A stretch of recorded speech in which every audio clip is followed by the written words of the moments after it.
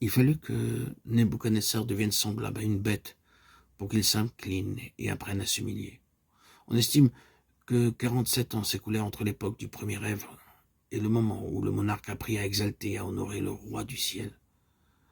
Maintenant, moi, Nebuchadnezzar, je loue, j'exalte et je glorifie le roi des cieux, dont toutes les œuvres sont vraies et les voies justes, et qui peut abaisser ceux qui marchent avec orgueil. Daniel, chapitre 4, 37. Il lui fallut toutes ces années pour apprendre à honorer le vrai Dieu. N'agissez pas comme Nebuchadnezzar, n'attendez pas d'être puni et de devenir semblable à une bête.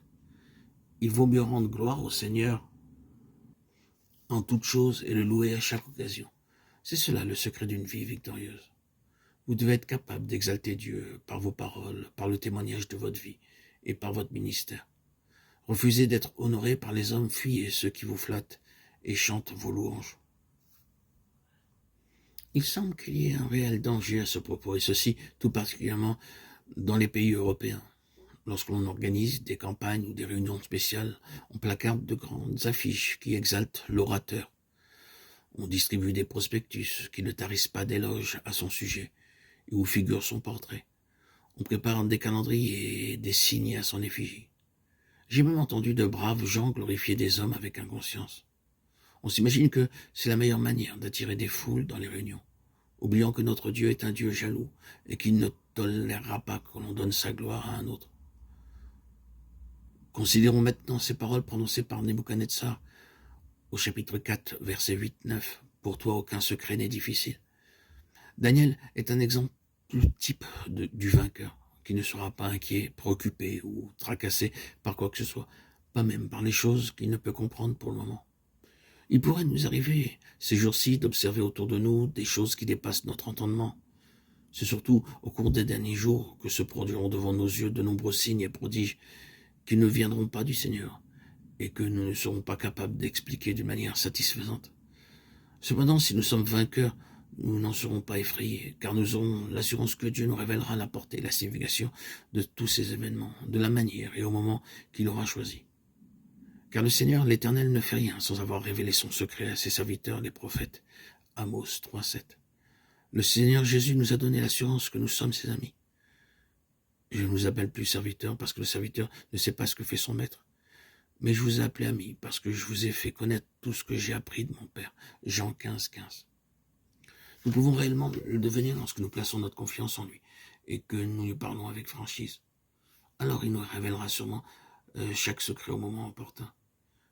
Il n'est nullement nécessaire que nous nous tracassions avant le temps. Voici le secret, rester humble en chaque circonstance, exalter, magnifier, glorifier notre Seigneur, sachant combien il est grand. Ne vous fiez pas à votre propre sagesse humaine qui est semblable à celle des animaux.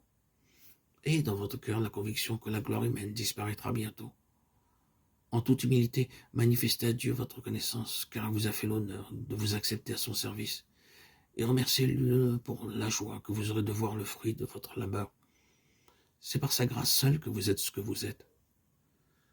Car je suis le moindre des apôtres, je ne suis pas digne d'être appelé apôtre, parce que j'ai persécuté l'Église de Dieu. Par la grâce de Dieu, je suis ce que je suis, et sa grâce envers moi n'a pas été vaine. Loin de là, j'ai travaillé plus que tous, non pas moi toutefois, mais la grâce de Dieu qui est avec moi. 1 Corinthiens 15, 9, 10. Une leçon encore avant de clore cet audio sur ce chapitre.